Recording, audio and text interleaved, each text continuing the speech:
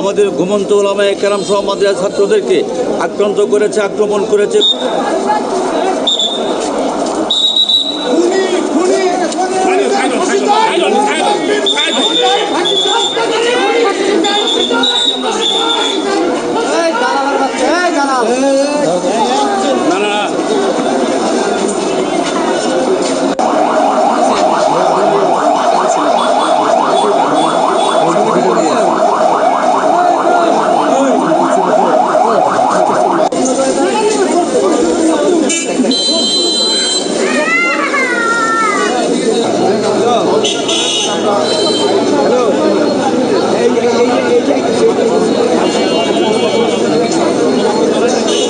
সালের 1 ডিসেম্বর আমাদের টঙ্গীর ময়দানে আমাদের ঘুমন্ত ওলামায়ে কেরাম সহ মাদ্রাসা ছাত্রদেরকে আক্রান্ত করেছে, আক্রমণ করেছে, খুন করেছে, হত্যা করেছে, অসংখ্য 10,000 সাথীকে ছেলেকে পুঙ্গ করেছে।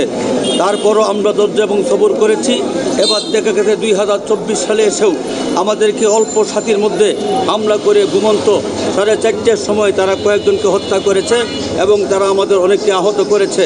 বিধায় আমরা বাংলাদেশ সরকারের কাছে, বর্তমান অন্তর্বর্তীকালীন সরকারের কাছে, প্রশাসনের কাছে এই সাতপন্থী খুনিদের এবং ভারতের দালালদের সর্বোচ্চ শাস্তি সাধিত হয়েছি।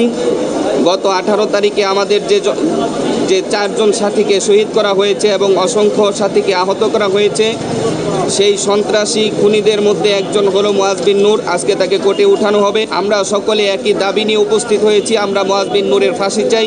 সারা বাংলাদেশ থেকে একই আওয়াজ আসছে, আমরা ফাঁসি চাই। যতক্ষণ